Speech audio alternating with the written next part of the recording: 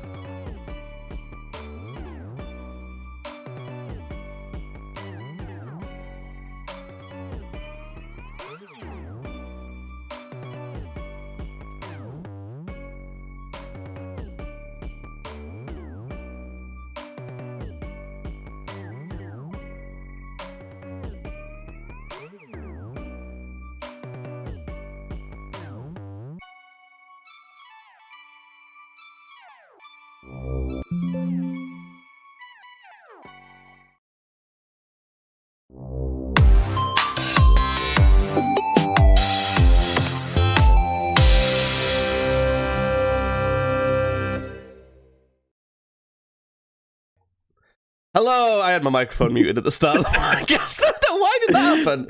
Hello, welcome back to the podcast Badly, this podcast that we've been doing badly for many time. Too long, many would say. All year?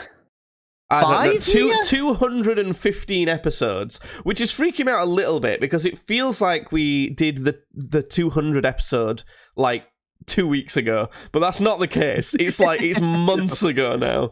Because every 100 episodes, like the 100 episode specials we've done, feel like a big thing. Like I have to put a lot of effort into those. It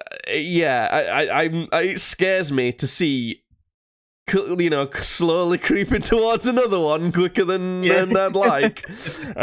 Shall I see? When did we start this podcast? I don't think it's as long ago as you might think. I'll just check for the people who are avid viewers of the podcast Badly podcast. It is the first episode was uploaded 4 years ago. You're right. And it was called We Are Bad. It doesn't say the exact date, does it, on YouTube? Oh, it does. May 2019. May 2019. That doesn't feel like 4 years ago. To me, that feels like 1 or 2 years ago. But now we're in 2024. That doesn't feel real. Yeah, I know what you mean. It's like, when someone says to you that, like, you're going to be 25 next. That's the next age that you're going to be. Yeah. And whenever I hear something like that, I'm like, that's not right. I'm not meant to be 25. Something's gone wrong there. I'm 25 next week. Oh shit! Yeah, I forgot your birthday. I have because I don't get you anything, and like you don't get me anything, and that's like better for us by a long way. I only remember our dad and his girlfriend's birthday, and when I know that yours is close to that as well. So it's like all three of that bit of the family are together, but I always end up forgetting yours because I don't have to get you anything because you're reasonable. Yeah. You're like a reasonable adult who knows that that's stupid. Why would we just want to buy each other things? We've got money, we could just buy our own things. But because our dad and his girlfriend are like normie people, they want presents and shit. Which is really annoying because they've got a lot more money than us and they've got all the shit they want. So like, what are we meant to do? Shopping for them is the worst thing in the world.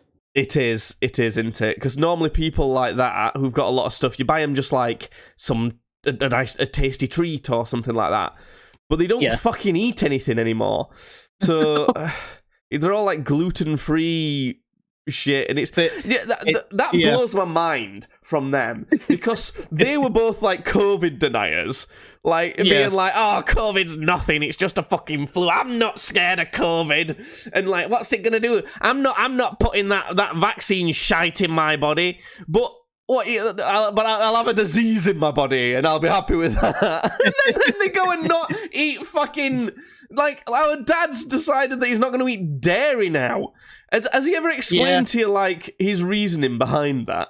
I'm sure he has, but I've just, like, completely forgotten. Just forgotten. So Natalie, his girlfriend, made him do... Well, I say made him. I don't know how much she made him, or she at least got him a voucher or something to do a food intolerance test, because she'd done one, and it came back saying that she's gluten intolerant, or wait, what is it? Lactose? Yeah, sure. No, gluten. It was gluten for her. Okay. So then she got one for him and made him do it, and then it comes back like, oh no, you shouldn't have. You're intolerant to red meat and lactose. For our dad, but like, no, he's not. Yeah, I'm sure everyone is a bit, but he's eaten it his entire life. He's not exactly come out in hives or some shit, you know. It might not be like particularly good for him, but fuck it, you know. It's not doing much at all, and it just blows my mind that you know what he's been like all his life. He just wouldn't give a fuck about stuff like that, but for some reason, he starts to approach 60, and he's become a wet wipe. That's what's happened. Yeah. He's become such a weird pushover. It's strange. But anyway, I don't know why 60? I just went to run like that. Is he 60 this time?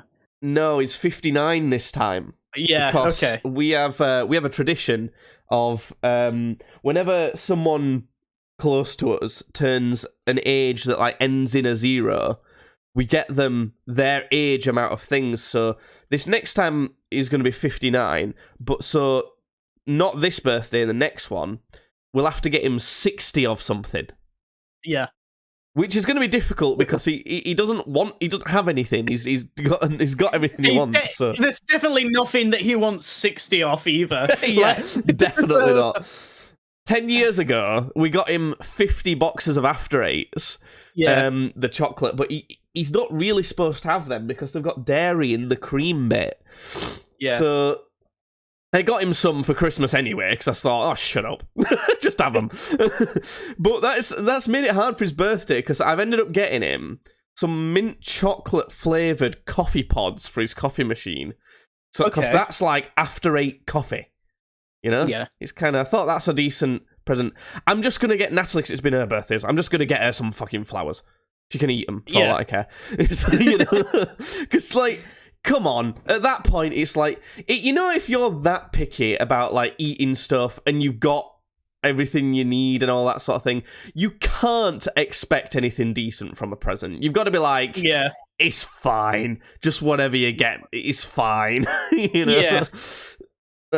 So that's what I've gotten. But what ideas do we think is good for 60 things we can get Dad next year? Well, I honestly thought we were just going to do the After Eights again, so I've not really been thinking. But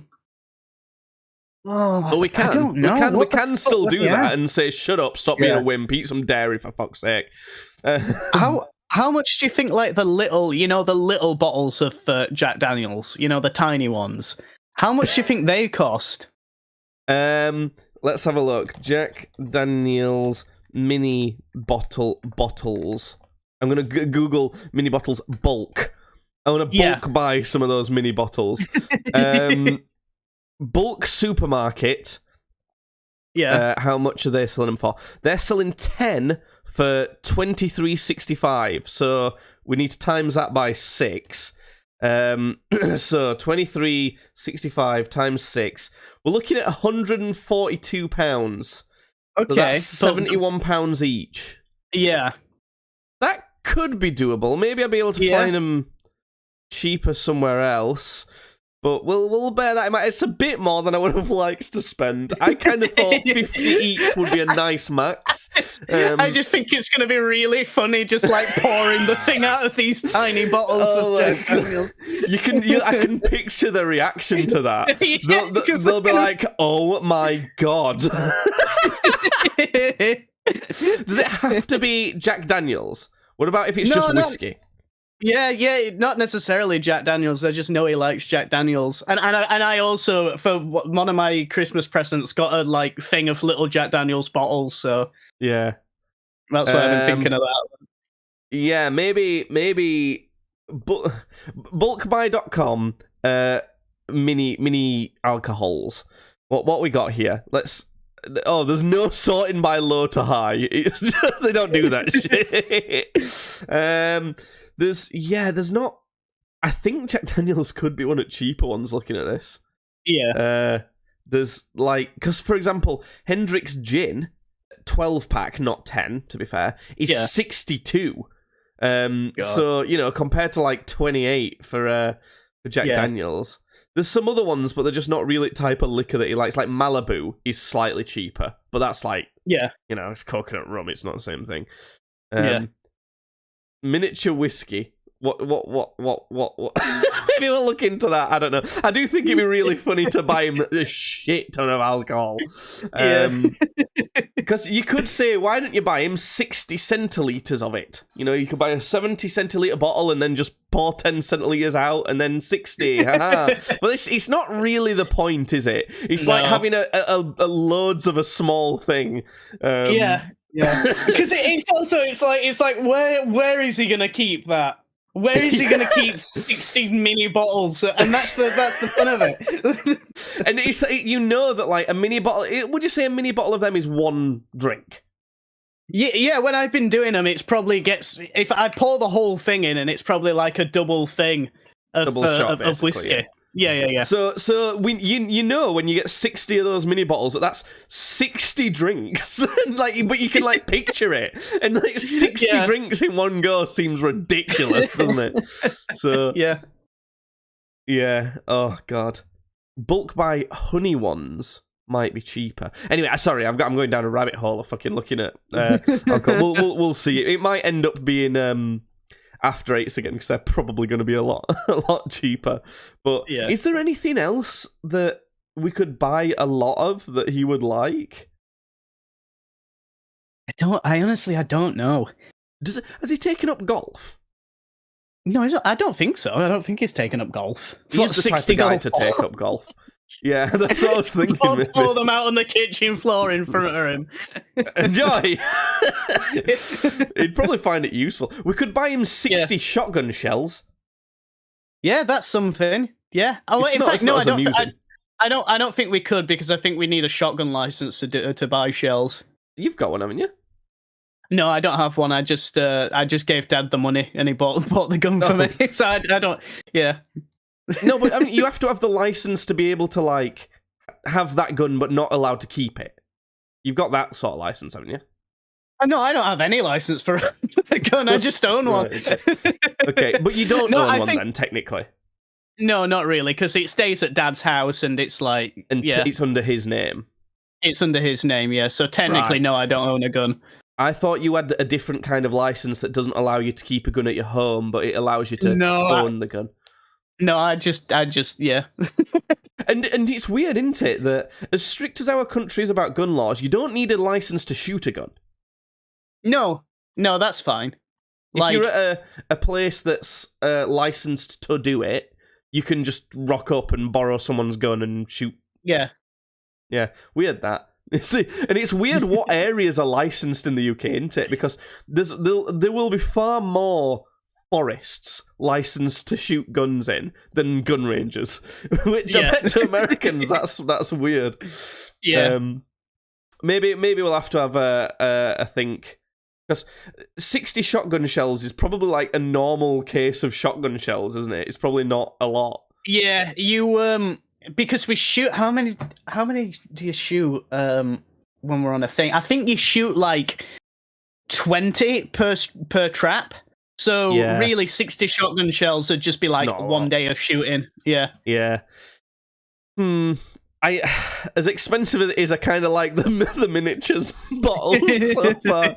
But maybe After Eights. Well, we'll get thinking. We've got another year to think about it. It's not a problem. I've got another 4 days before I can play Apex again, though, Judd. Great. I didn't even know you were banned. I got banned again. Again. Okay, all right, cool. I got the message. I got banned years ago now for. Well, it said I got banned for cheating, but I wasn't cheating. that time, yeah. And I contested it, and I don't even know if they got back to me, and I just kind of went. I forgot about it because I didn't care at that point. And then, so obviously I've got another account, and this time I've been banned, and I thought, right, now, listen here. This ain't happening again. Like, this pissed me off. So I went to go and, like, contest it, being like, oi, fuck off. Yeah. and it came up saying, like, the ban reason was harassment. It wasn't because they thought I was cheating. I was just calling someone a fucking idiot. I was just like flaming someone too hard, which I do all the time. Every single game, it's just some idiots ruining your experience completely. So it's it's understandable. I just see it as like par for the course with playing certain online games that I'm gonna be banned at some points. It doesn't deter me from flaming people. I'm still going to call someone an absolute fucking moron, and I wish they'd have been decapitated at birth. But, I just... And then they're like, oh, you're banned for 5 days. I'm like, oh, well, I guess I'm having a break. Yeah. No, I'm the exact same way. It's like... Specifically, like, Overwatch and League, they're the two that I will get the most fucking pissy with. Yeah. But it's because you just... I just feel like whenever I'm playing those games... If I'm not carrying, we lose. Like I have to be the absolute best that I can possibly be, or we're just fucked. And it's like sometimes I might be like, oh, I fancy going on Overwatch, and for some reason I feel like playing Saya. It's like because I'm not playing as my main, and I'm not like being as absolutely sweaty as I can be. We lose because the people that we've got on my team are like they have the brain leaking out of their ear. And I'm sure it's the same on those as on Apex, where not only do you have to carry for the entire team because they're always idiots, all the people who are on your team, but the people who you're against are like the top level pros every time somehow. And it's like you have to carry against all of them, and the people who are helping you literally don't have arms and legs. Yeah. It is ridiculous, and I only play... I barely play Battle Royale Apex anymore. I tend to only play the mixtape mode, which is like... it's called Control. Well, there's Team Deathmatch, and then there's one called Control, which is like, hold 3 points as long as you can. The more you hold each point, the more points your teams get. But even out of those two... the last mode in mixtape is Gun Run, and I'll get to that. But even in those two, Team Deathmatch is fine, but I would argue there's a bit too many players per team. There's 6 people on each side of Team Deathmatch, and I think that's a bit much. I think, 4 would be a nice amount. Games would play slower, but that's what I like. I think people just like fucking hectic, fast-paced chaos all the time. But I prefer things to be like a bit not slow, because Apex into slow game. It's not like Counter-Strike or PUBG where like those games are slow battles. I think I prefer fights to play out slower and methodical, but people don't give a shit. Anyway, then Control. The problem with that is there's like a bonus capture event. So halfway through the game, it'll say whoever's holding this point out of the 3 after 30 seconds will get a bonus chunk of points. Now, that just wins you the game. It gives you so many extra points that even if you're down completely, unless you have not held any of the points until that point, that's the only way that capturing that bonus won't just basically win you the game. So that's unbalanced. And the last thing, Gun Run, is it's 4 teams of 3. Again, too many people.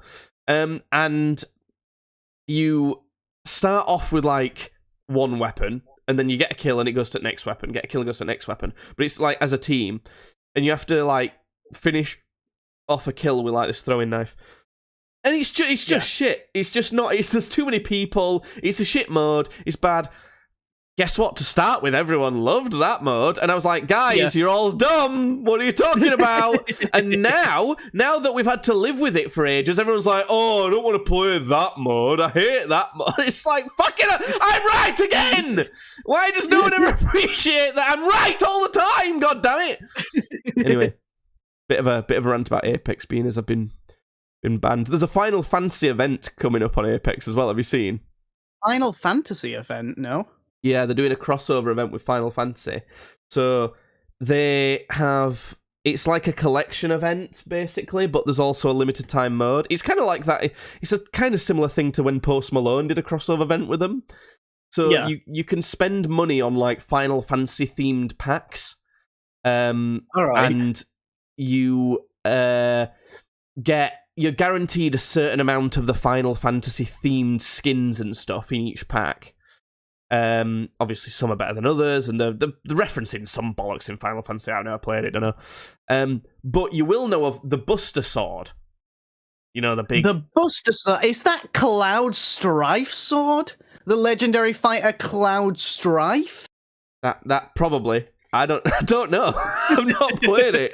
By the way you're saying it, I'm guessing you know, but I don't. I actually don't. I don't know if that's Cloud Sword. I don't even know if Cloud is from Final Fantasy, to be honest. It's that big sword from Final Fantasy. It's like the only thing I know from it. Yeah, the big sword. Yeah, you can get that in it as well, and you can also get that in it as well.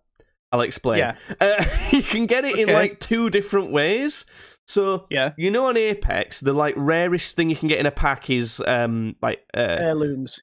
Yeah, an heirloom. So you can get it as an heirloom, and it's the only universal heirloom in the game now. So every character can equip it as their melee weapon. It doesn't do any more damage than normal melee. It does like 30 damage a hit, which I think is bollocks, by the way. I think melee in shooter games should do barely anything. It should do like 10 damage. I see what you mean. I thought you were going to say I think it should do more damage. No. Well, it does as well, but I'll get to it. Oh, what? It doesn't do any more damage, but it also does do more damage. I'll explain. Okay, great. Yeah. So just as a side note, I think melee in games that are shooter games should do negligible damage. It should be like, it should be like not really ever worth doing. As in, if you get a kill with melee, it's like you've just styled on someone. It should be like a really rare thing. But no, it does, as in, you can get punched out at the start of the game easier than, like, picking up most weapons, and I think that's stupid. But, so, the heirloom version it's just purely cosmetic. Now, I would never get it, because they've worked out that to get some heirloom shards, it costs approximately $150 worth of, packs to open. They say approximately because obviously you've got a certain chance every pack. In theory, you could open it just from a free pack and just get it. But on average, the amount of packs you would have to open is about 150, I think. Which actually might be more in dollars. I might be fucking up the numbers on that, I don't know. But it's a lot of money, basically. And the problem is, so it costs that much. And it's fucking massive. So, if you're trying to, like, hide on Battlefield or something... I was going to say, like, the whole point of that sword is that it's a really big sword. It's like... So, not only that, you're huge. You're, like, really easy to see. Obviously, the sword won't have a hitbox, so it's not going to make a difference to that. But, if you're, like, hiding or something, there's just no point using it if you ever want to be competitive. So, and the other thing is... Because it's so massive, it obviously covers up, like, a massive amount of your screen when you're running about, which is most of the time you're not going to have your gun out because you're trying to run about faster. So there's, like, a good chunk of your screen that if an enemy's in it, you're not going to spot them because you've got this massive sword blocking your entire screen, and you paid hundreds for the fucking thing. So the other way you can get the sword is... it being an actual, like, usable item. So I think it's for a limited time. They've got this game mode where you can pick it up as a legendary weapon. Okay. And like I was just saying, I think melee in shooter games should do barely anything. This is a mythic weapon that does about 80 damage a hit at least with melee. It's like, fuck off. That though, I can sort of get a little bit more because it's like it's not just something that you just have. Like, you know, you gotta hopefully maybe find the thing, and then you gotta get close enough to hit the person with a thing, and by that time I'm assuming that everybody's like running around with like fucking level 4 shields and stuff, and they've got good guns and stuff. Yeah, so I mean, level 4 shields will last about a second to that thing, but sure. But it's you know what I mean, like, it depends. I mean, right at the start of the game, you wouldn't find it anyway. It's probably like you don't get mythic weapons then. But later on in the game, I've not actually played the limited time mode that it's in. I'm banned for harassing someone. But it seems, I've seen clips, and it seems like they're fairly common, actually, for a rare item. Yeah. So, like, in Endgame, it looks like you see a lot of people with this fucking sword, and then it's just like, whee! Everyone's swinging sword around. Yeah. Let's see who's the one who accidentally wins. I just don't like game modes like that. I guess the answer to that is don't play that mode, then. Okay, I won't. So no, I'll try it. I'll try it, but I gotta say the worst, the absolute worst game for like having unbalanced crossover weapons and shit is Fortnite. Like, I know you. I don't know if you've ever even played Fortnite at all. I don't really. I just, for some reason, like, it's one of those games where every now and again I'll just go, I'm gonna play some Fortnite. Why can't you be like that with Apex? Why can't you just hit me up every so often like, I fancy some Apex tonight. Do you want to do some duos? I don't. It's the thing. It's like I just never fancy it. But like, I'm not saying like this is literally. I'll go months and months and months without playing Fortnite, and then I'll just be like, I fancy some Fortnite, and I'll play like 7 games of it, and then leave it for months again. But when I've been coming back, there's usually always been just some shit going on, because Fortnite's always doing crossover events like that. Yeah. The entire game is a crossover event now, so it's like I went back at one point, and it was something like, I don't know, it was like Kamehamehas or Rasengas or some anime shit like that, and they were just completely fucking busted. You just like, you got it. When you use it, your dude would like fly up in the air. He'd do this massive blast, and you barely even had to aim with the thing. And it was like an instant kill. It's just like, it's because it's for kids, isn't it? And kids love that shit. And I think that's what's infected Apex as well. I think it's all the stupid kids who just want to see like crazy bollocks flashing all over their screen that infects these things. And even when you go online and you check the consensus of what people think, what everyone's thinking about this sort of thing, you'll see them all like, oh, it's fucking stupid, it's ridiculous, I hate this. But I think when people consider that the general consensus of what everyone's saying about it, they underestimate the scale of people that play these games. Like, you might see hundreds of thousands of people all agreeing, and that's nothing. Millions and millions and millions of people play these games and never say shit about it to anyone, and they love it, you know. So I think that's what happens, and they all fuck it up for the people who actually are passionate about the game, but they also spend money on it. So who cares? You know, they bought the Rasenga Hamaha or whatever the fuck it's called, so they can blast down Donkey from Shrek. I don't know. Shrek, he's got a Rasenga, Shrek. And you're coming up with like, what if Donkey was Iron Man? You know, like, stuff like that. It's like, you know, what if Shrek learned the Shin no Jitsu or whatever from Nintendo? I don't know. Just like, that's what Fortnite is now. We need the Victory Royale Donkey. What if Thanos was one of the Powerpuff Girls and also had a Glock? It's Goku.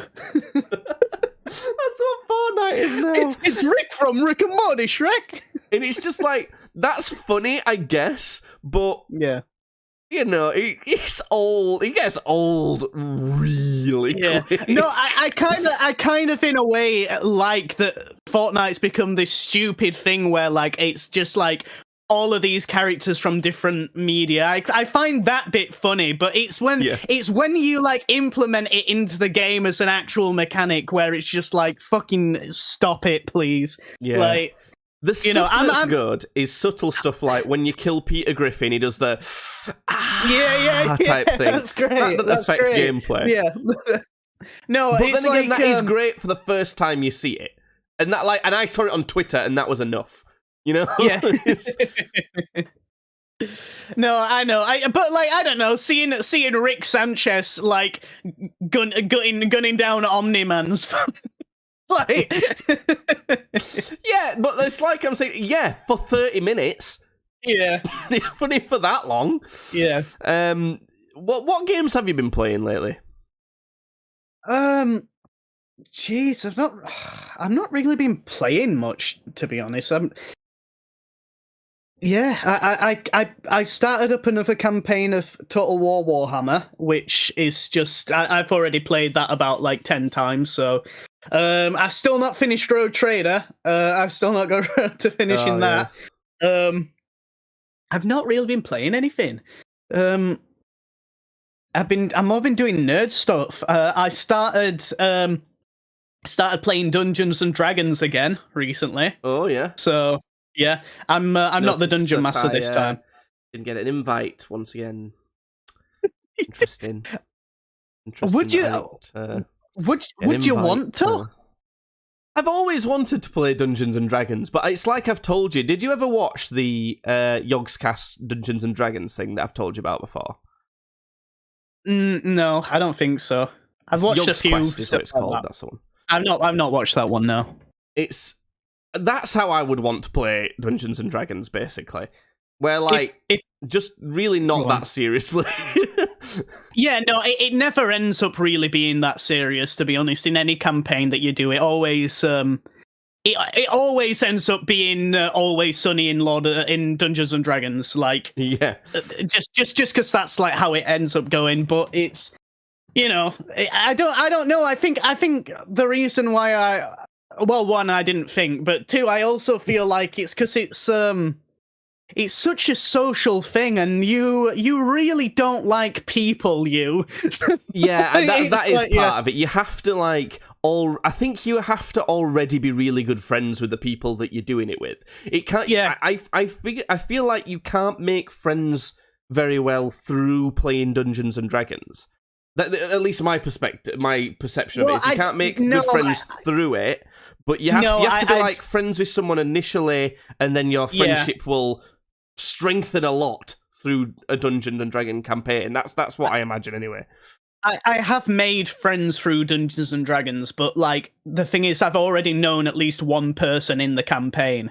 Like, like we did one at the nerd shop that I go to. We did like a short one there, and it's like, you know, I probably knew half the people at the table and didn't know the other half, but then one of the guys from the half I didn't know ended up becoming a really good friend of mine, and now, like, you know, it's his campaign that we're doing now, and like in this campaign right now, it's like I know him, and I know another guy called Kieran, and then Dan, and then I've met Dan's girlfriend before, but then there's another dude who I don't know, who it's like, you know, so it's like you can end up making friends through it, but it's just, I mean, there's definitely people who have just shown up to campaigns completely blind and never known like anybody who was going to it. So I think it is something you can do, but most of the time you're gonna already know somebody and then be doing it because you know the dude. Yeah. So it's like I can say this on the podcast. I don't even know like the girl's name, but we at one point it was like, I don't know if it was like a friend of like Nan's or a friend of my mum's or somebody, but they had have a little girl who like it doesn't have many friends. Like, you know, I'm not saying the girl's name. I feel weird to like out in this girl as like a loner, but yeah, Penelope. Sure, Penelope. I don't know. Yeah. But yeah, so Penelope doesn't have a whole lot of friends, you know, but she's quite into like nerdier stuff. and specifically like Dungeons and Dragons is something that she said to like her mum as like being something she likes. But then they started asking me like, oh, you know, is there any good sort of like Dungeons and Dragons clubs that you could maybe point us in the way of or something like that? And it's like, no, not really, because it's quite a social thing, Dungeons and Dragons. Like, it's something you do with people that you know. Like I said, like obviously I could be like, I don't know, she could have a look online, but then I'd also sort of feel weird pawning her off to strangers online. Like, it's type of thing, like, isn't it? That's like, you'd go to a pub with your mates, wouldn't you? You go to a pub with your mates for a drink. No one asks, is there a pub with your mates club? You know, is there a thing I can sign up to online where I meet a bunch of strangers at a pub and drink with them and chat to them? Yeah. Like, I'm sure those things exist, but it's not like a natural thing, and it can't be common as a result of it. Because that's not really how everyone falls into it. Yeah.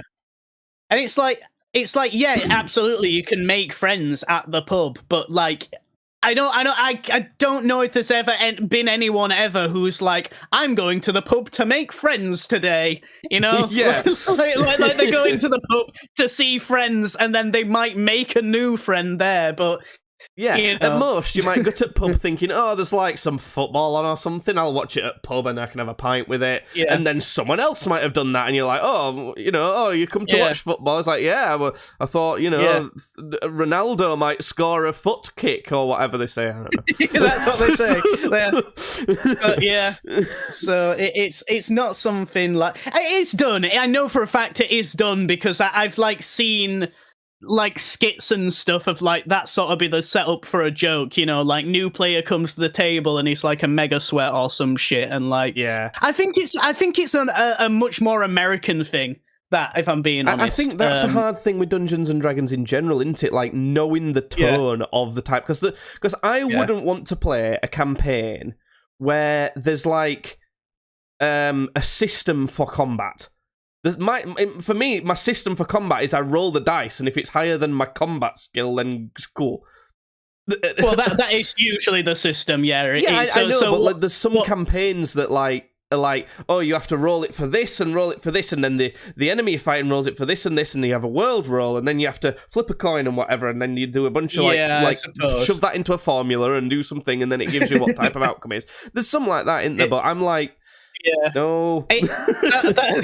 That mostly depends on what sort of system you're playing. So, like, most systems use the D20 system, and then you've got your sort of strength modifier, dex modifier, constitution modifier, and then the idea for that is like, oh, so you want to smack this goblin on his bald fucking head, and you know the goblin's literally a level 1 goblin. He ain't got shit, so he might have like an armor class of 10.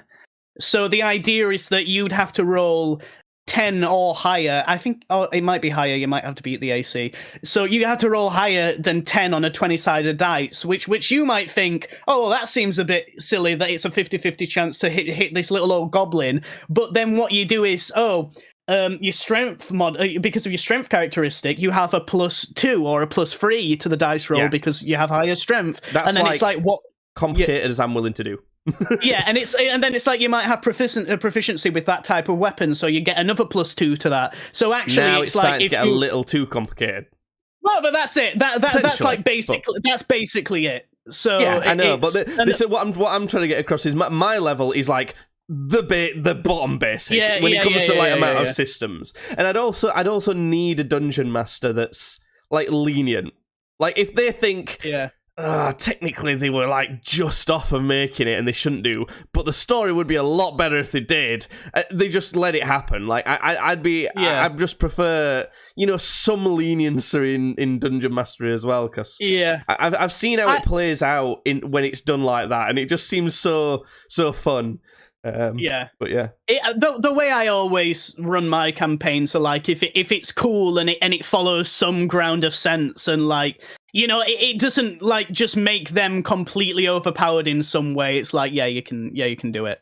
I'm usually desperate to play a space setting judge so I can do my Space Jack Sparrow. I've always wanted to be Space Jack Sparrow, and I've never been able to do it. It's the only thing that I've seen, which is sort of like which is like space D&D, is it's got something to do with stars in the name. It's like Endless Stars or some shit, which I've heard is apparently not. It's not a very good system. And then there's the a Star Wars one that's pretty cool that I've seen that Yogg's Quest have done before. Yes, Star Wars have got one. The only other thing I'd be able to really think of is there's a Warhammer one, but I'm pretty sure that's not the kind of sci-fi setting you'd want to go for. That'd be a bit too serious. Yeah. Oh god. What? Oh, do you remember me? I remember we went to pub once, and it was one of the times when lockdown had been lifted and we could go to the pub. And do you remember me saying to you that one of a character that I'd really like to play, and it could work in any setting really, is the you've watched Dragon Ball Super. I've not watched Super, but I think I'd know some characters. Well, you know Beerus from it, don't you? Is he the cat? Yeah. And have you seen like there's like a guy above him who's like almost like his boss, who's essentially a completely omnipotent god, but he's just like chill. He's just like a fun little guy. Like I don't know if he even speaks English or whatever. He's just like, ha, He's like, I'd want to be a character that's like not accidentally, it's part of them, but like doesn't understand that they've got overwhelmingly powerful magic and therefore can't really summon it or control it, and just like doesn't understand the scale of things. So like, if there's like a giant boss, it's like blast him, use your power file. It's like it just shoots like a shitty magic ball out because it doesn't know that that's not much. Whereas like it might be use your magic to unlock this door, and it like blows up the entire castle by accident.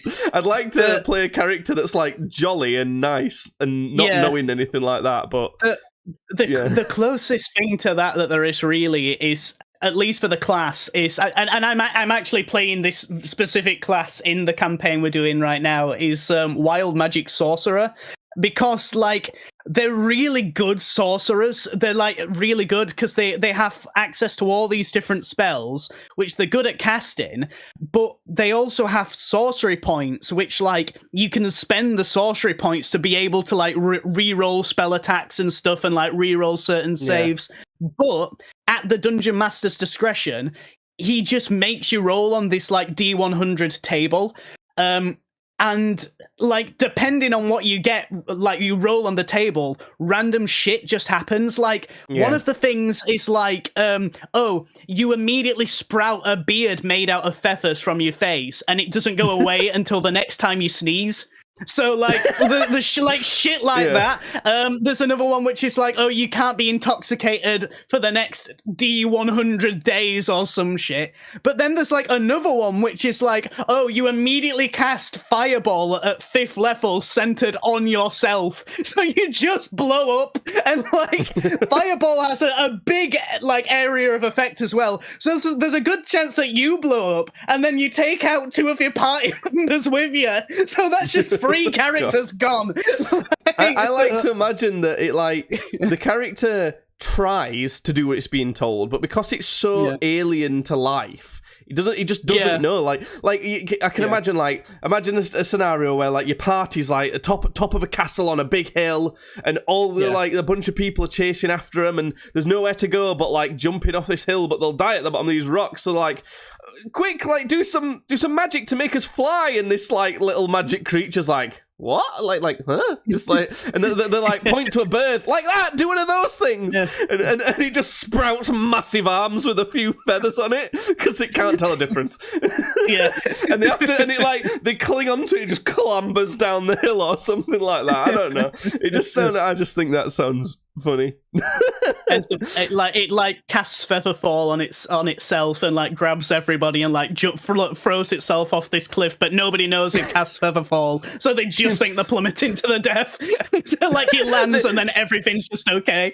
They hit the bottom and it's like essentially one of them, what are they called? Space hoppers. It just like boing. It just goes a little bit. But I'm sort of in a way playing a character like that in this campaign. Not entirely. The idea is that my dude was a noble during like the Roman Empire, like the height of the second era of the Roman Empire. But he like got obsessed with sort of the wild magics that the barbarians that the Roman Empire was exterminating, they were practicing. So he started like draining the family's coffers and like essentially stealing people during these battles to like get like information about magical properties and stuff out of them. And his family ended up contacting the Roman army and basically telling on him because he was draining their coffers. So the Roman army went to arrest him. He ended up having this like big magical fight with them, but he got so into it that he ended up like blipping out of time. So now he's in like the 1920s when this campaign is set, and he's like being used as like a weapon by this secret organization. So my character's kind of like that, but it's like he's just seeing new stuff and being like, what the fuck? There were a bit in the campaign yesterday where I was just like looking at a clock for like an hour, like just watching the thing back and forth, like what the fuck is so. Yeah, I do think I've told you before. I do think it'd be interesting for you to watch Yogg's Quest just to see what I like about that at least, because there's quite a few of them, but obviously you don't have to watch all of them. There's the 3 best ones, and I think my favorite one's probably the space setting one, which is Yogg's Quest 2. But the first one is it's 10 episodes long. I think they're about, I don't know how long they are, about 20 minutes an episode. And that's the first one's the fantasy one. Second one is space, and it's 24 episodes long. The third one's pretty damn good as well, and that's zombies. It's zombie apocalypse. The different thing about that one is that their characters can die. It's just that they get another character sheet, basically, if they die, and it's just someone else that they discover along the way. Yeah.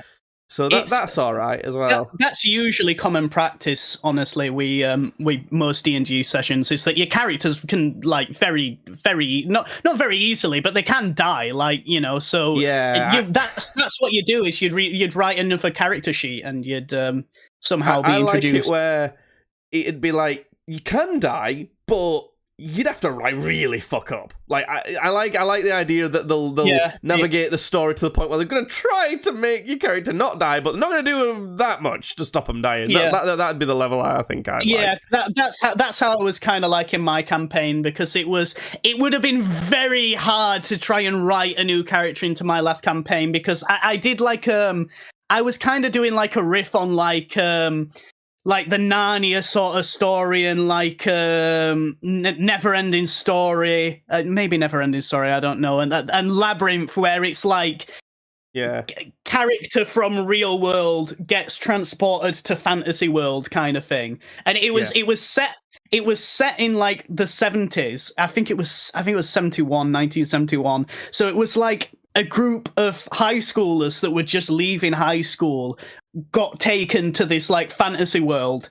So it was like, you know, it would have been, if one of them would have died, it would have been like, do I then just have like a character from this world like join them? But which is going to be weird because they're all humans, so they all have like human race traits, but then this other guy can have like whatever race traits he wants. But then was I like, does somebody else from the real world get sucked into this reality? I would have maneuvered the story to be like another person that they know accidentally got taken with them, perhaps like a bully or something like that that has to join their party and learn to not be a dick to them or something. I think that's what I might have done. I don't know, but nobody died in the end, so it was fine. I like on Yogg's Quest the production of it, but eventually they kind of ditched the production a bit and for more of like just filming them playing the game eventually, which, you know, I mean, that's you could see as a bad thing, but I also kind of liked it as well in a way. It's a bit more humanizing, and that's when they started doing the Star Wars one. So Yogg's Quest 4 was when they started doing the Star Wars one, and that one people enjoyed the characters so much that they were like, do more of those. They did like 3 campaigns with with those characters. And there's I can't remember what he's called. He's called like Grebo or something. This fucking character that one of them plays, and he's I don't know. He reminds me of someone who would be on fucking Futurama. He's just like don't give a shit. He's really funny. He's one of them. Them like green fuckers with the one that like Han Solo supposedly shot or whatever. Oh yeah, the fucking the guys are like, "Ooh, so and he's just like, he's like, "Yeah, you're my pal. Yeah. Don't worry about it. It's all gonna be fine. We'll do that. We'll just fucking go in there. We'll start blasting, and then we'll get the money. It's gonna be okay." Grebo, what are you getting on my ass for? I'll have the credits for your next solar cycle. He's like, "Ooh, no, he's got like charm. He's got like annoying charm. Like the rest of the party are like, oh fuck. Like it'll go up to like the security and going, "Hey pal, listen, I'm the steel bar inspector for this bank. I need the key to it." And they'll all be like, "No, stop! He's gonna know what you're talking about." He just gets away with it somehow, and he also goes a lot at the end of every sentence, and his like eyes roll about. Anyway, I don't know. It just seems fun. I love playing silly little characters. That being said, I've only ever really done it once. There's something that Jack likes to do every Christmas where he'll do a Christmas special campaign. Maybe you should come to that one because it's just a one shot and then you can get a feel for if you like how it's done. But basically, I didn't know that I was going to be in that campaign until like a few days before he did it, basically. And the one of the Kieran, who I think you might have met at some point, we went to school with him. You might know Kieran. He was playing a goblin called Knick-Knack, who was he was like an artificer, like an engineer who used to make Christmas toys, but his toys have been shit recently because he's lost his Christmas spirit. So I played his brother, Paddywhack. So it was Knick-Knack and Paddywhack. Great. And, is that like what are they called? The rats on Chicken Run? They're called like Nick and Fetch or something like that. Yeah, something like that. Yeah, kind of. Well, like them. But he was like a priest of the Christmas spirit. So like he didn't worship a god. He worshipped the idea of like the holiday spirit. Yeah. he was helping his brother like rekindle his Christmas spirit, his Christmas joy. That sounds fun. Yeah. There's a lot you can do with. Have you played the Call of Cthulhu one?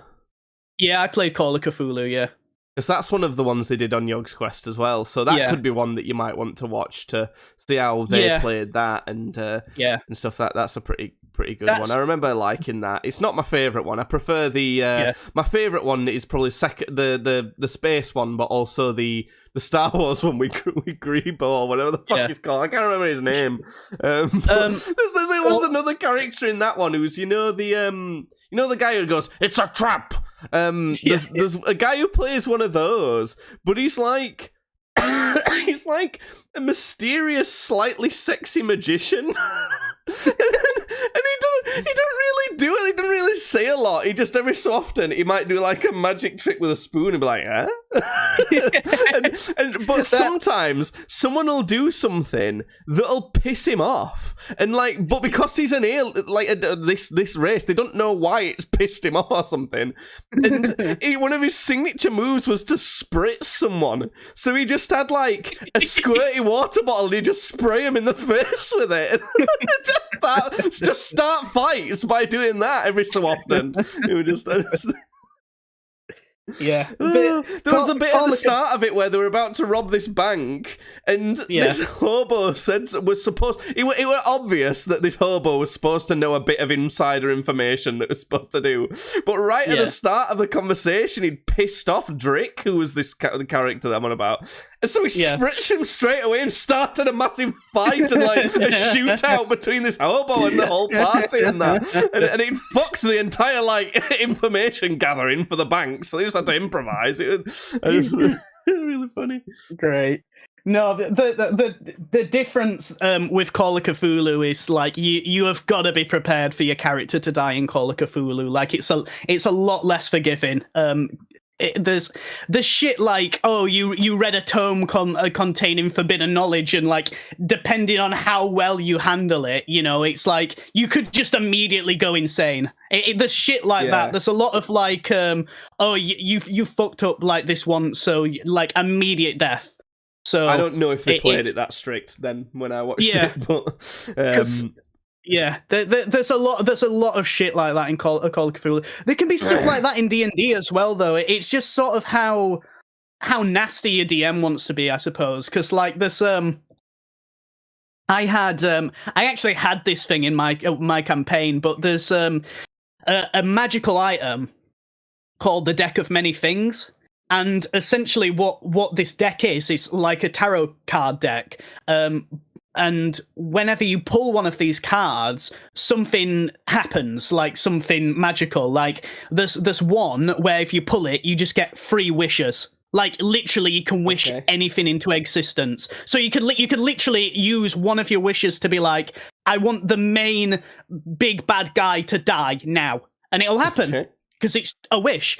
There's another one where a demon marks your soul. And it's like, I'm going to come for it at some point. You don't know when. It could be right now. It could be like on your deathbed, but I'm coming to get your soul. And then there's like another one where it's like, oh, if you pull this, your soul immediately gets taken out of your body and like put in a gemstone somewhere. And like the rest of the party have to find you. But until they find you, your character is dead. So that might have happened when I like, was watching them play it. To be honest, it was so long ago that I've seen it, but I remember it being pretty cool. And I remember the dungeon master getting slightly exasperated and going, "Okay, we're going here now," and like basically like we've got to end this at some point. Stop fucking around. But that can happen sometimes. You know, it's whatever.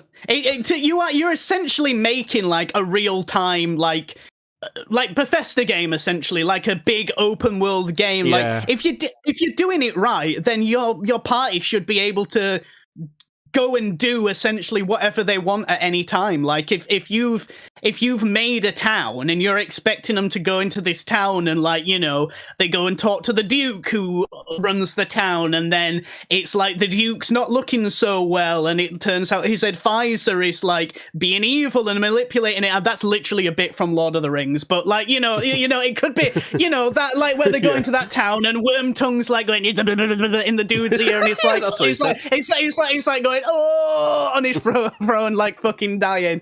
You know, instead of like Gandalf going up to him and being like, I cast you out, Saruman, or whatever the fuck. You know, they could instead just walk into the brewery, find like some dude in the corner they don't like the look of, and just like start kicking his head in. And you've got to roll with that, because that's what they're doing. Like you can't just go, oh no, but you didn't actually do that. You have to just be like, well, fucking this dude's 5 mates have just seen you from across the bar, like start kicking their mate's head in. They've all pulled swords.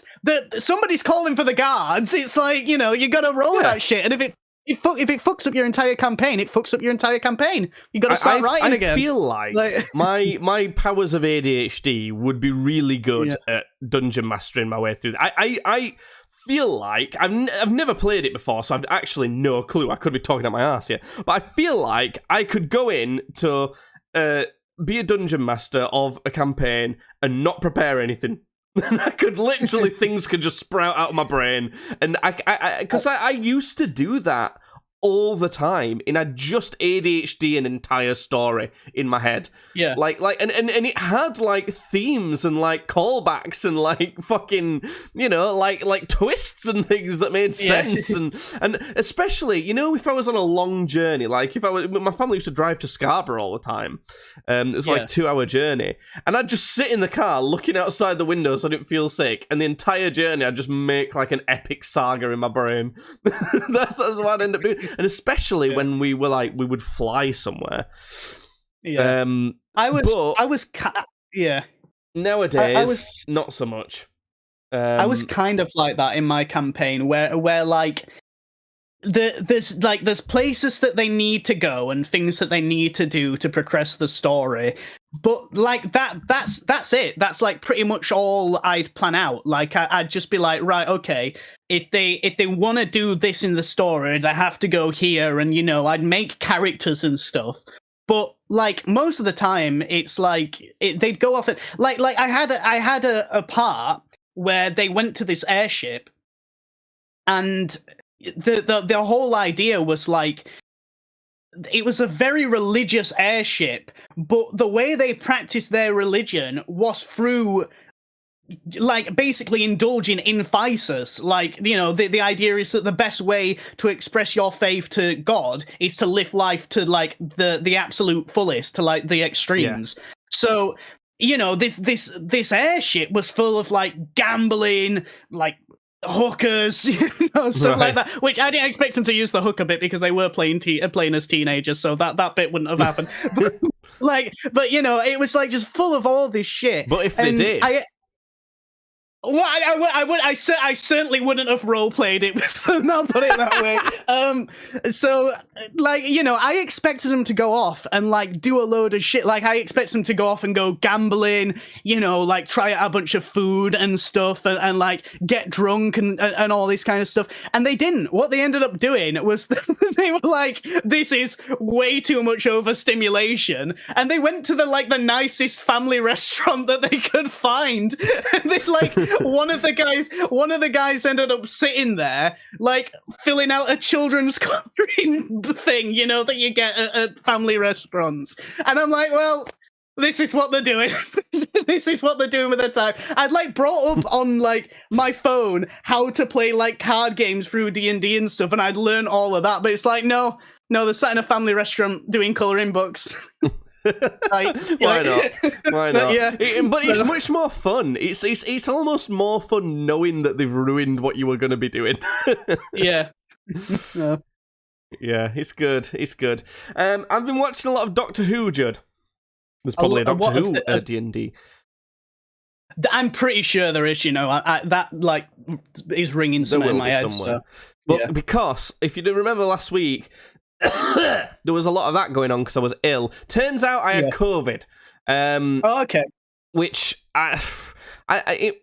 some people are more susceptible to when they've got COVID just getting fucked by it, and I'm one of those people. COVID absolutely floors me. Last time I had it, when the pandemic was like something that people actually gave a shit about. I have never felt closer to dying than the last time I had it. This time it wasn't as bad as that, but I craved weird things. So last time my taste was fucked. Like everything tasted gross, apart from like grapes a bit. I could eat some grapes, but they weren't always nice. Water was okay, but I remember trying some sausages. And oh my god, I've never tasted anything worse than when I had sausages while having COVID. Yeah. They tasted like dirt and like there's obviously some fat in sausages, but they tasted like congealed fat and dirt and just visceral. They were horrible. They tasted like, when you see an orc get like its head chopped off on fucking Lord of the Rings or something. They tasted like what I imagine just chewing into its like neck hole would be like. Taking a big like scoop of it, yeah. Yeah. But this time it wasn't like that. I just ended up having like pregnancy cravings. So weirdly, I really wanted Mountain Dew, and I don't know why. Really wanted that. Another thing I really wanted, a lot of it's sugary stuff actually. Another thing I really wanted is Monster, but specifically the Australian lemonade flavour. I don't know why. What else? What was another thing I wanted? Muller Corner yogurts, the ones with like the crunchy bits. Yeah, okay, yeah. I've not had those in years, but I was like, ooh, I could really have some Muller Corners. And the last one is, the Thai place, Chow Baby? Yeah. That for some reason. You want a chow baby? Yeah, like Jasmine was coming home from doing shopping saying, is there anything else you want to make sure I get? And I said, chow baby, please. But obviously, and I was like, but I know you can't really, but that's what I wanted. But that was anyway. But that meant that I ended up watching a lot of Doctor Who. Okay. Your uncle was in Doctor Who, Judd. He was. And Have you not seen that episode? I saw it when it came out because I saw that it was going to be in it, but I forgot, and then I was just like blasting through episodes, and I was like, "Whoa, there he is!" And I don't realize actually you look a fair bit like your uncle, you know. And I'd never kind of thought that, but you do. Yeah, I get what you mean. Yeah. And what I found really funny is he was almost definitely the best actor that's been in that series, like that season of the show up until that point. But like some stinkers shockingly so. It was like as soon as it came on, I was like, oh yeah, acting. Yeah. And I can't believe how terrible the main cast of the Jodie Whittaker series are. Yeah. Like, she is terrible at that role. She's really bad. I've seen her in other stuff and she's fine, but just like, she was awful as the Doctor. And she this was is how terrible. She speaks. Like, because she does another sentence. And it must be this one next. Maybe this is my next line. It's honestly, it's like that. Oh, fuck off. Yeah, fam. I'll call you fam. No, don't. Even the characters in the show are like, oh, shut up. Yeah. Like, even the characters in the world are like, please, we're begging you, stop calling us that. You know, when you have to write other characters that are in your show regularly being pissed off at a character that's in the show regularly, that means the audience are likely going to get pissed off at it. And guess which other Doctor had that problem? Peter Capaldi. Yep. The first season and a half, maybe 2 seasons he was in, he was just a grumpy cunt. And he was just so annoying, and Clara would just be annoyed at him all the time. And I liked when he was a grumpy cunt. That was when I thought it was at his best. No, it was just unpleasant to be around. Eventually, he worked it out. And unfortunately, it was towards end of Clara, and actually with Bill, who was another shit character. But honest, as someone who's gone back and watched them, Bill, nowhere near as bad as people remember. Nowhere near as bad. I don't mind Bill that much now. Don't like Bill, but don't mind her that much. But the Doctor had definitely gotten better at that point of being like kind of grumpy at the right times, almost like short fuse, not going to put up with your shit like any old person would, but not just always fucking moody and grumpy, you know, like not like a moody teenager like he fucking seemed to be in earlier seasons. The problem was, like, in the back seasons of Peter Capaldi, like, there was other problems. He was like way too fucking goofy. Like towards the end, we're like the guitar playing grandpa with the sunglasses and shit. I know the sunglasses were to hide the fact that he'd gone blind, but I still didn't like it. The sunglasses came first. Oh, did they? Okay, all right, okay. And there's nowhere near as much of that as you think in the later seasons. He plays the guitar maybe 3 times total ever, and the sunglasses are his sonic device. And I don't like them, but it's not. It's not actually that bad. I much prefer Peter Capaldi's later seasons. I actually think the writing in the Bill seasons of Peter Capaldi's, series were potentially better overall than some of the ones with Clara. So it just starts to get fucked after Matt Smith leaves, basically. There starts to be significant flaws and cracks after that. But the Jodie Whittaker season's fucking hell. Like, the writing's all over the damn place. And it doesn't... Do you know what I noticed that I didn't like in Peter Capaldi's one? It doesn't matter. He didn't need to be there at all for, like, half of the episodes.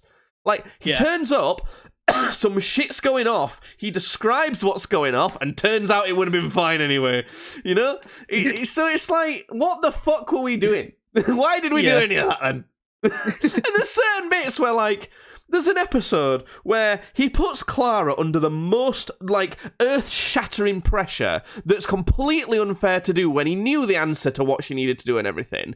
And she gets really rightfully mad at him for being a grumpy bastard and putting her under that pressure. And she's like, I don't want to see you again after that. That's absolutely horrible. And I was almost like, too right, I don't blame you. So next episode, she's having a jolly jaunt down a train with him. And it's like, oh, shut up!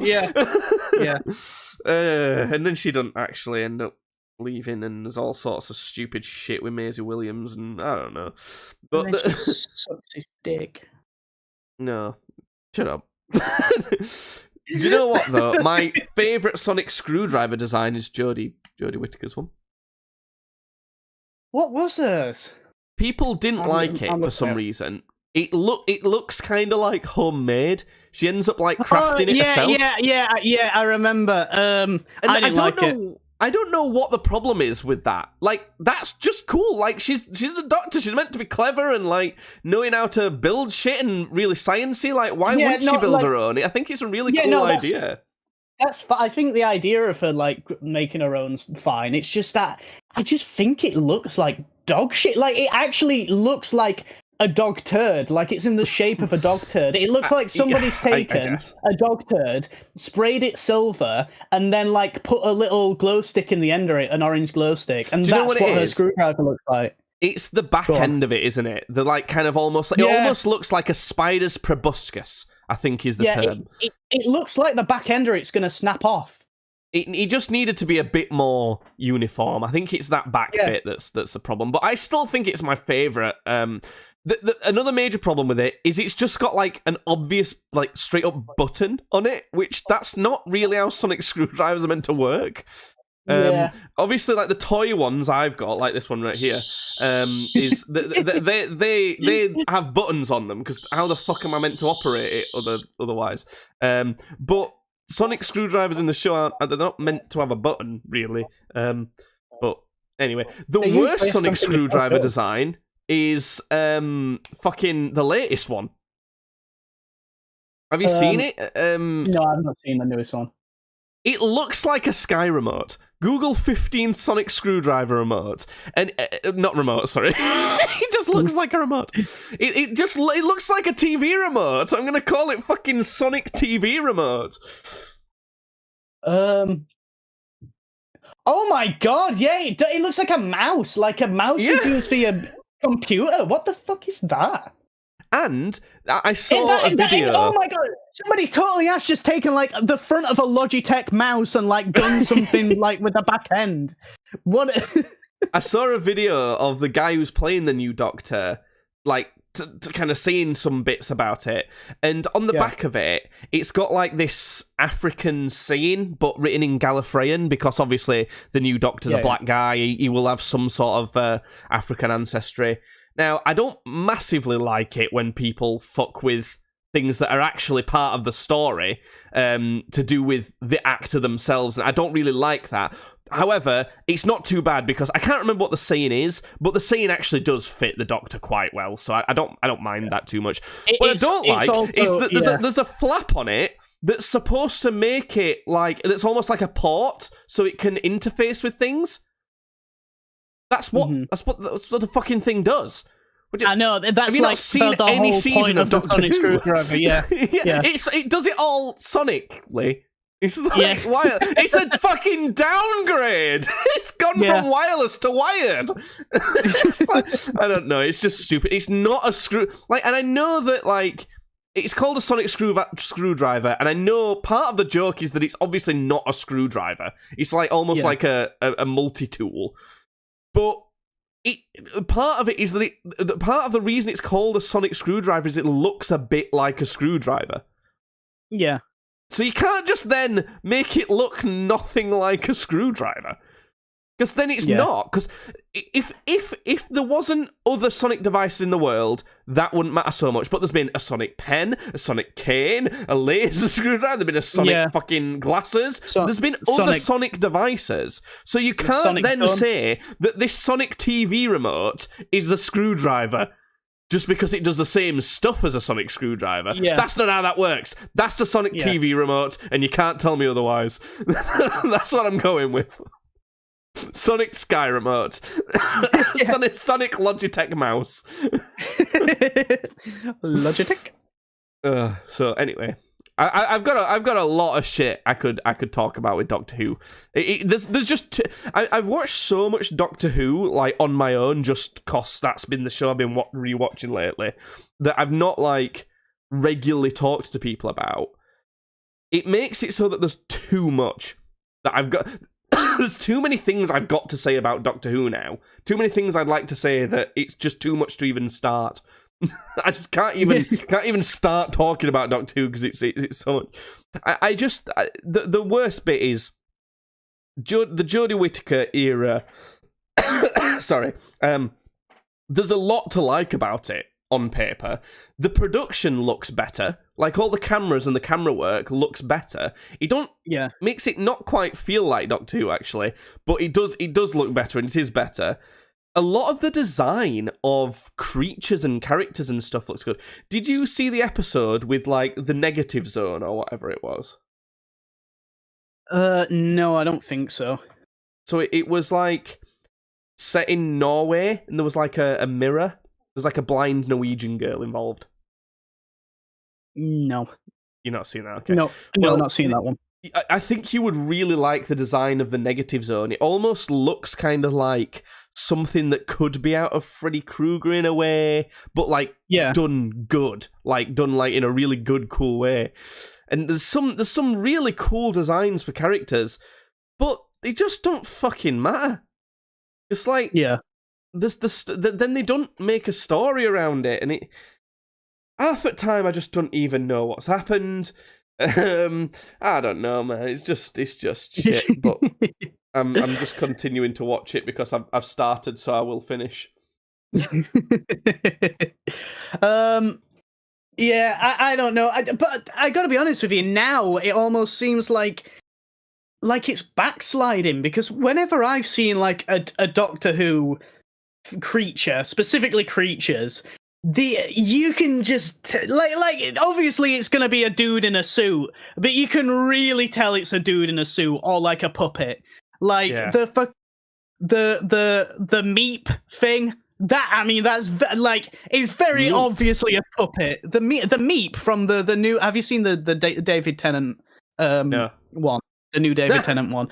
Yeah, the meep. It looks like a puppet. And then there's like other aliens in those few episodes which like very clearly look like dudes in costumes. Like I know like the Cyberman. I know that's a dude in a costume, but like the way they were sort of done and the way they moved in like even the David Tennant episodes, they looked like they could be robots.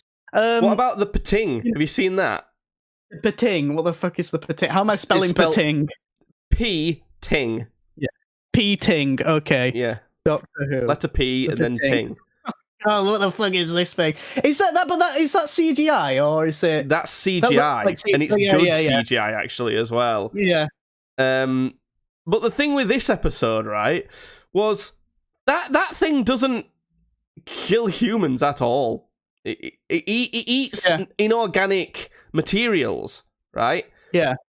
The first thing the Doctor does, it does a big sweeping sonic screwdriver point, because you can't just point it at stuff. You can't just go like that. You have you can't just get it out of pocket and just point it. Just go wee as if it's like a Harry Potter wand. And obviously, because it's inorganic material, the fucker eats it. And then spits it out.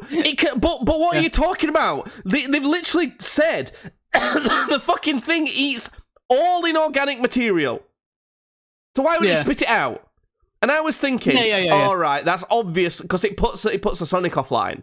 I think, that's obviously so that it puts the Sonic screwdriver offline so that it can set up some peril later. No, like within a few minutes, it comes back online.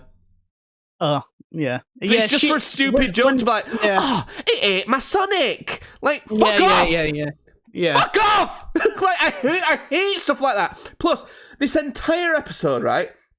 As a pregnant man, You know, you could get political about that. I'm not gonna. It's fucking sci-fi show. You know, men could get pregnant in fucking sci-fi alien shit. That moment makes sense to me.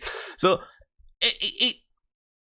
he obviously starts giving birth during this whole peril because, you know, Chekhov's pregnancy, as they say. I think I might have seen this one, actually.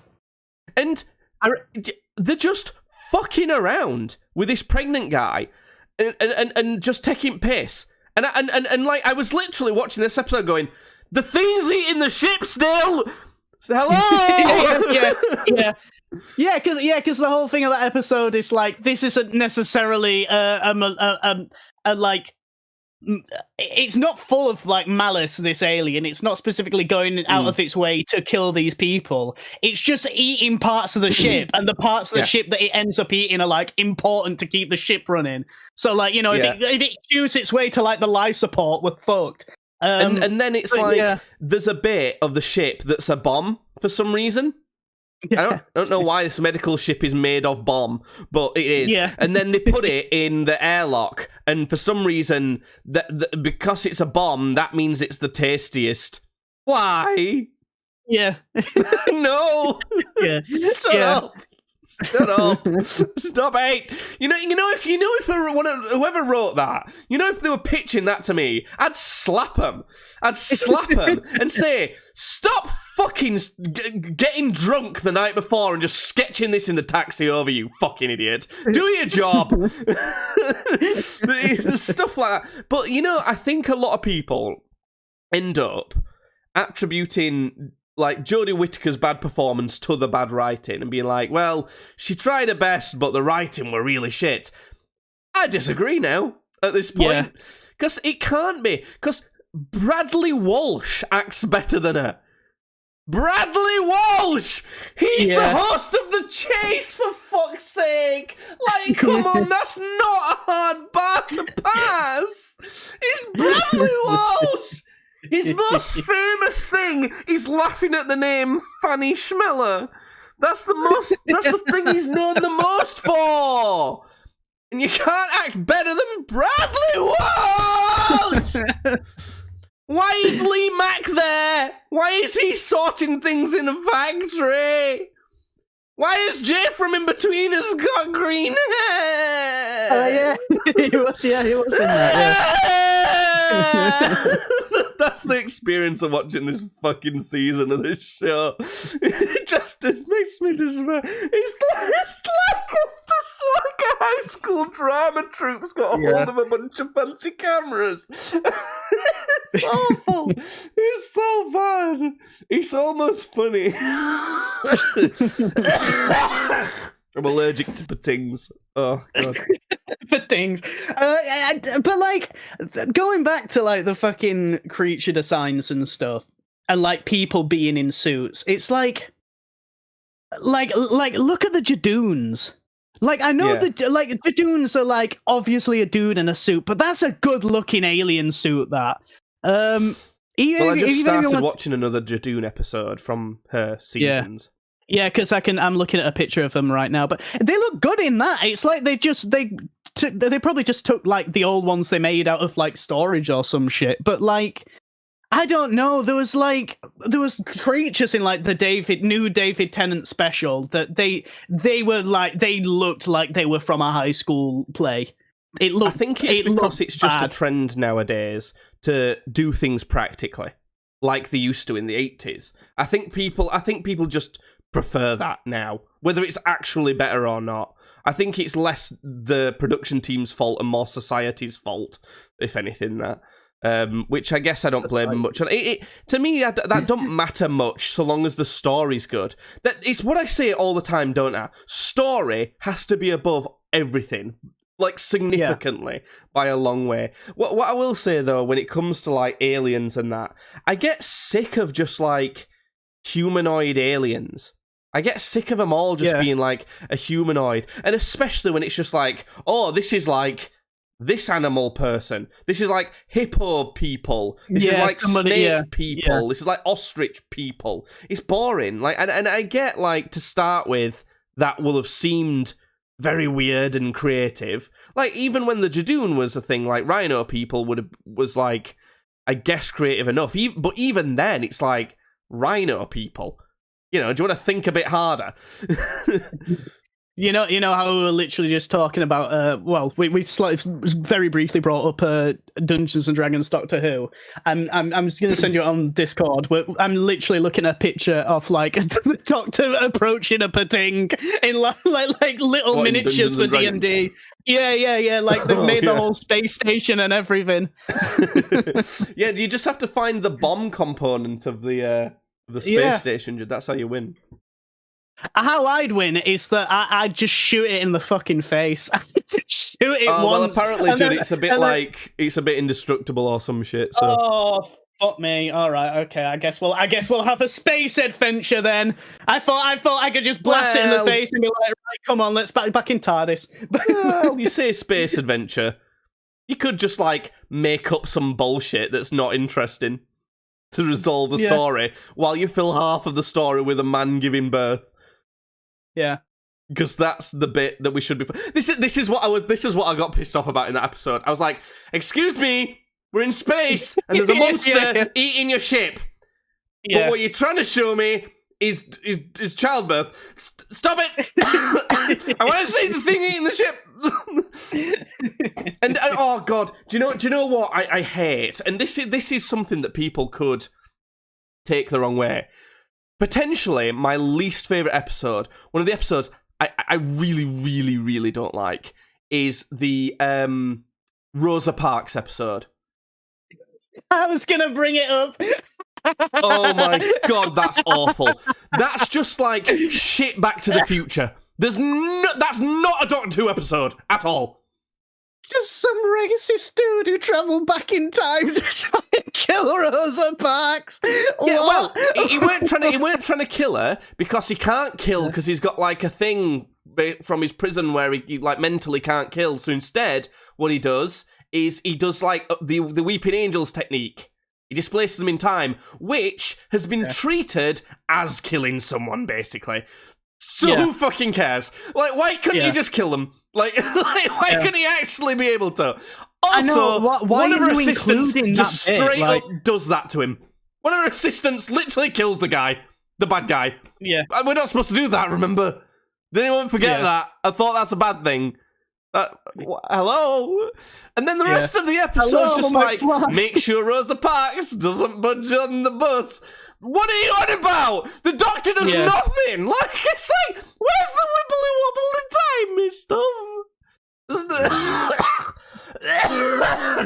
God damn it. I couldn't believe that episode. Like, I was like fighting back tears with that episode. It was so fucking ridiculous. And the fact that the dude was like, when like confronted, it was like, why are you doing this? And he was just like, I just don't like black people. It's like, what the fuck? I hate when the Doctor Who episode, and they did a lot of these in the first season of her seasons. It's just like, it's basically just history. It's just showing you some sort of history. Yeah. Oh, God. Do you know what was actually probably worse? Was the one where they went back. So, what's her face? What's she called? Yaz. They went back to when her grandma was young and visited her. No, for a start. That's obviously never been allowed, really. But also, they don't do anything. Like, they influence that story in no way. They don't influence anything that ever happens. What happens is they discover this guru guy dead, some aliens next to him, right? They talk to the aliens. The aliens like, she recognized them. She's like, oh, they're assassin aliens. Goes and talks to them. They're like, right, here's the history of our race. We're not assassins anymore. We become observers for when people die alone, so they've got something. It's like, oh, sweet, okay. Well, then they don't have to do anything. Then, like, there's no threat there. Nothing's gonna do. You just know that a guy's gonna die, and he was already gonna die, and he dies. Oh, surprise! And and nothing changes. It's like, what was the point? Don't you fucking waste an hour of my life with that shit. Yeah. It's like, don't act like something interesting or important might happen here, and then nothing happens. Oh god, I hated it. And the annoying thing about it is, you can totally tell that they've written stories in that way to cram in some non-white people history. Like, that was totally just to cram in some India-Pakistan conflicts that we might not have heard about before. Same thing with having Rosa Parks on TV. Same thing with one of the next episodes where there's a hotel owner who's obviously meant to be like Trump, and they try and get away with it. Making him look like they try and make it mean like, oh no, he weren't meant to be like Trump, because they have one line where the guy who's obviously meant to be like Trump doesn't like Trump, and he knows him. Fuck off! He's meant to be Trump! There's literally an episode with Lee Mack in it for some fucking reason. Why is Lee Mack there? Where this is in a warehouse! It's Amazon! Stop it! They're like, Amazon bad. It's like, stop it! I want a sci-fi adventure! Anyway, I'm gonna keep watching it for some reason. I don't mind it. It's like it just changes what it becomes to me, because it used to be this thing, and I remember doing it with you. We'd go to when we were at his dad's, we'd do it where you would like note new Doctor Who's coming out this day, and you'd sit and you'd watch it. You'd like get ready for it. You might even get some popcorn, and you'd like fucking pay attention to it, and it'd be gripping. Yeah. Now it's just become a thing that like there's some out, and I'll slap it on, but I'll probably not pay attention to it, and I'll probably not know what goes on. I wouldn't have known what goes on if I paid attention to it anyway, so I may as well not pay that much attention to it. That's what it's become, and it's sad. Yeah.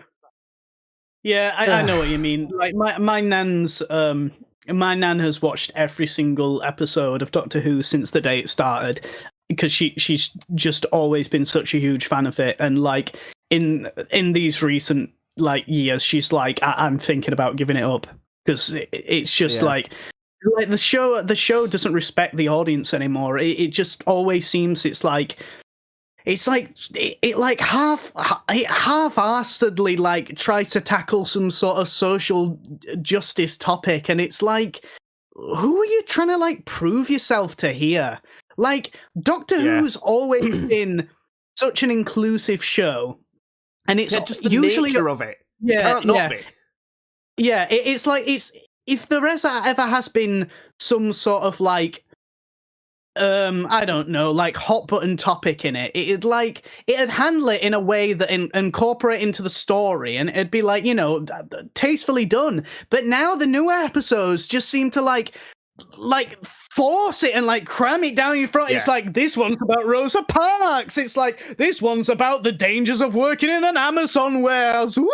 It's like, fuck off. It's difference between having a good story that has an impactful, important theme done well, compared to having some message and theme you want to get across with some story attached to it. It's difference between having story at the forefront that has interesting, important real-world themes versus trying to cram as much important real-world themes with some sort of story attached to it. That's all that happens all the time. And my least favourite one with this is transgender characters.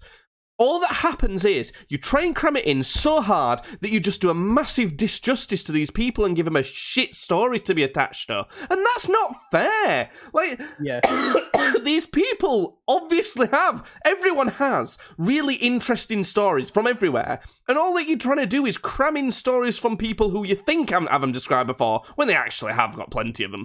And then you never make a good story for them. And it's just, fuck me. Yeah. The only thing that you could ever say is a bit weird, kind of inclusivity-wise, from Doctor Who, is that there hasn't been any different genders or skin tones for Doctors before now. That's the only thing. That's like the odds of that are a bit weird. Do you know what weirdly ruined one of my favourite stories in Doctor Who for me? Is not newer episodes of it. It's learning about older episodes of it. So I always thought that the Master was a new character when he came back in. Yeah, no, he was like one of the original like OG villains. The Master's like very long running, and that's why when the Master got brought back later on as Missy, I hated it because I was like, no, that saga was so good, let it die. I get where you're coming from with that, but I also did enjoy Missy. I'll be honest, like I didn't enjoy Missy at all, and I'll tell you why. No. Because she never did anything bad, so she was never threatening. Yeah. Like it was like it was she was just like pointless, weird middle ground. You were meant to think that she was menacing, and like in the last Peter Capaldi season, meant to think that like, ooh, will she try and be good actually during this? Like, because he were trying to reform her. But when you think about it, as Missy, obviously you have to think about the stuff that previous regenerations have done, but it's hard to do because they've got a different face, so it's hard to associate that character with those actions. So the first thing that Missy does, I don't even know what the fuck it was. It was something to do with Cybermen, but in the end, nothing too bad actually ended up happening. But I don't even understand what it was. All I know is it didn't actually feel like she did anything bad, and that's it. Yeah. I really liked him, who was the Master in Jodie Whittaker's one. I thought he was pretty good. I've seen the first time he's been incorporated as a Master, and I think he does a good job of acting the Master. He's a good regeneration of the Master, and his acting's really good of it. The problem is the story he was in, again, was all over the place. And it weren't the worst story that they've had. It's no Rosa Parks story or fucking Indian Revolution or whatever. But it's like it's still all over the place. I don't know what the fuck is going on, but he does a good job. I just think like it's one of them things that if you're gonna have a big epic villain like that, at a certain point you've got to let them die. You've got to let them go. And I guess with the Master, that's not the right thing to do because they have been long running before. But I don't know. I just kind of think that at this point that's in it, at least back end of Peter Capaldi, or I guess kind of through Peter Capaldi's stuff, and between the Day of the Doctor and some of the episodes I'm just starting to see in Jodie Whittaker's second season, Gallifrey and all the Time Lords are like they exist. They're there. Yeah, it's just like out there somewhere, isn't it? And one of the big problems, one of the big things about Doctor Who was they're the last of their kind. Yeah. And that's just all kind of like a bit fucked then. And that's why I don't like the Master just being out there. That's why when I thought the Master hadn't been a thing before, I loved that idea that they discovered another one and it was the only other one, and for a short amount of the time they weren't even a good guy and they died as well. They didn't even get to spend time with them, and that's what made that so beautiful to me. And it's kind of fucked it because like not only was it not the first time the Master appeared, all of the Time Lords are just there anyway. So who fucking cares? But I don't know. If it wouldn't have been a problem if Doctor Who would have ended with all the Time Lords being brought back and saved in a bubble universe. If that was like the happy ending, it wouldn't be a problem because you wouldn't have had to have any more episodes knowing, oh, actually, they're not even the last of their kind, so got nothing to moan about. Yeah. So, I don't know. We could blabber on for forever. It's already been a long-ass podcast. So, unless you've got anything else to say, Judd, I might even have more complaints about Doctor Who next week. We'll see. We might do a double Doctor Who feature and just moan about Doctor Who again next week. We'll see. I did have something queued up, but I think I'm going to save it for the next one because that is going to at least be like a 30-40 minute discussion. Okay. So, well, if you note it down, I'm sure we'll be able to squeeze it in. I don't need to. Don't worry, it's seared into my brain for the rest of my life. So I didn't ask you about your car. Well, that's it. That's it. New car talk next week, folks. Yeah. This has been a fucking saga. So if you're listening to this and you've gotten to end of it and you're like, oh, I don't give a shit about new car talk, I'm not going to follow. I'm not going to tune in next week. You're wrong. It's been a whole saga. You need to tune in and see what the fuck's going on. Oh, what this? My car thing. Holy fuck! Honestly, I honestly don't think I've been in a situation where I've been fucked about to the point where I've literally just wanted to cry, like been on the verge of God. tears, like genuinely. So, well, when you go to buy your first house, Judd, I'm sure you'll. then I be will able just to get that cry. in again. I'll just cry. So... Not gonna lie, I think I might have cried at points when trying to buy a house.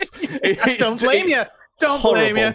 And I'm not looking forward to the day when I want to sell this house and buy a new one, because that'll be even harder. Like last time, we didn't have a house to sell as well as buying another house.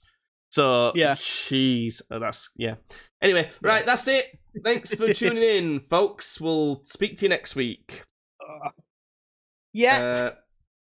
Bye then. Yes, right. Well, I'm going to get off as well. I'm going to get off and I'm going to sit in this room in my sweaty butt cheeks and be a cowboy and watch more terrible Doctor Who. I forgot your what are you watching at the minute? I'm watching True Detective. It's really good. Yeah, you said. Really good. Okay, I need to piss. That's why I'm sneaking off out of frame. Okay. Go piss. Okay, all right.